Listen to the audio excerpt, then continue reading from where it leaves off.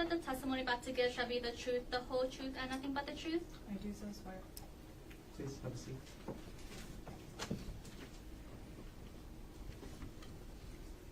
Okay, good afternoon. Good afternoon. First thing I'm going to ask you to do is if you can pull the microphone as close to you as possible and speak directly into the microphone for the rest of this afternoon, okay? Okay. All right. Can you please state your name? My name is Judith Mast. Is it okay if I call you Judy for the rest of my questions? Please do. Judy, what do you do for work? I am retired. Congratulations. Thank you. Where do you live? I live in Kahului, so it's 263 Kamalei Circle, Kahului, 96732. And who do you live with? My husband, Peter Mast. Judy, are you related to any person involved in this case? Yes, I am. Okay. Who are you related to? Arielle Konig is my daughter. As of March 24th, 2025, who was Arielle married to? Gerhardt Konig. Will you understand if I refer to Gerhardt Konig as the defendant for the rest of my questions? Yes, sir. How close were you and Arielle? We were and continue to be very close.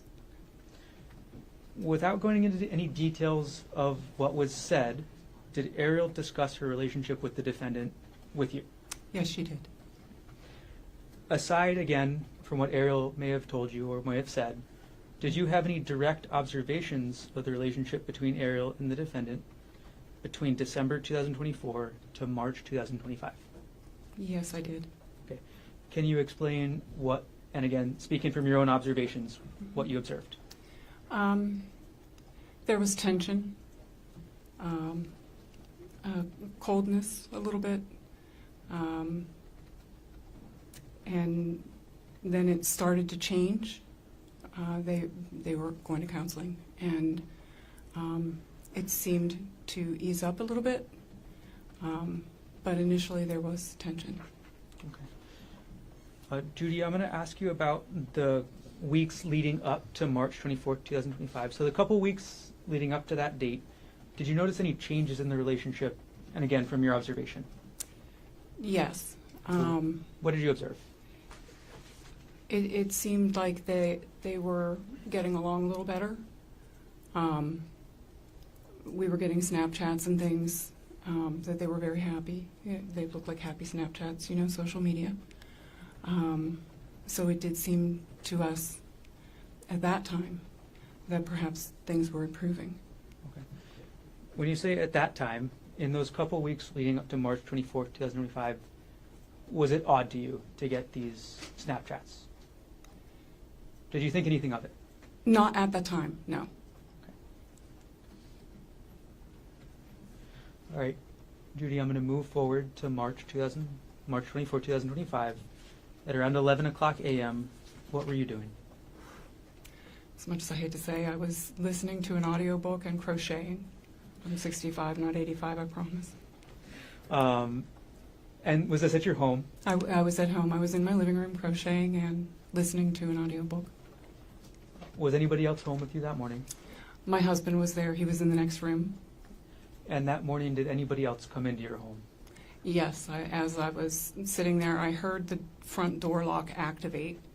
It's an electronic lock, so when you punch in the code, you can hear it.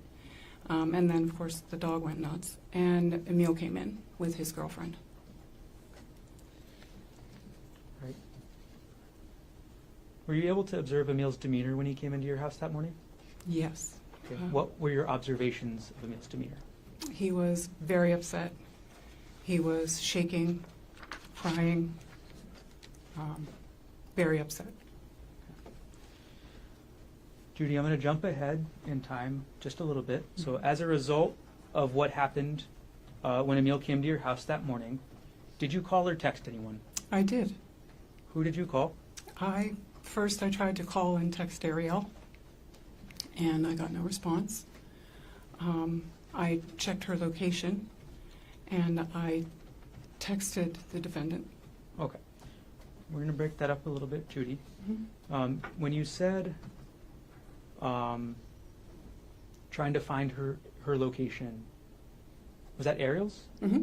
Okay, and how did Sorry, Ms. Mast, is that a yes? That's a yes. I'm sorry. No, not at all. Thank you. Yes, sir. Okay. And how did you attempt to find Arielle's location?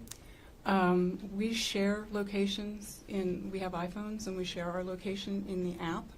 So I can pull up her name in chat and see where she is. We've had it for years.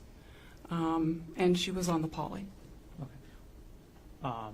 Is that Arielle's location or the phone's location? the phone's location. And how often did you use the sharing locations function on your phone? Oh, quite a bit. In terms of timing, when did you try and look up Arielle's location on your phone? From the time that Emile came to visit me, through even when because we came to Oahu pretty quickly thereafter, and even when we were at the hospital, her phone was still on the Pali, even though Arie was still in the hospital. So I actually gave my phone to the detective to see if they could locate the phone. Okay. I'm going to backtrack just a little bit, Judy. You mentioned that you texted the defendant. Do you remember what time you texted him? It was 11:33. 11:33 a.m.? Yes. Okay. And what did you text the defendant? Is Arie okay? When you texted the defendant, "Is Arie okay?" did he respond saying that Arielle attacked him? No, sir, he did not. Did the defendant respond to your text saying Arielle went crazy? No, he did not. Ms. Mast, when you asked the defendant through text if your daughter was okay, did the defendant respond at all? No, he did not. Thank you. I have no further questions. Thank you. Cross-examination. Very briefly, good afternoon, Ms. Mast. When Emile got to your house, he was very upset, visibly shaking, correct? When he came in, yes, he was very upset. He was visibly shaking, yes. Yes. Very upset, visibly shaking, crying, emotional, distressed, yes? He didn't start crying and being very emotional until he started to talk to me. But then, yes, he did cry and he was emotional, yes. At your house, Mhm. while he was there. Mhm. So there were times he was very upset, he was shaking, there were times he was crying, he was emotional and distressed while he was at your house, yes? Yes. All right, thank you, ma'am. No further questions. Any redirect? No, thank you. Ms. Mast, thank you very much for being here. You can sit down. Thank you. Launch that first step. Thank you very much.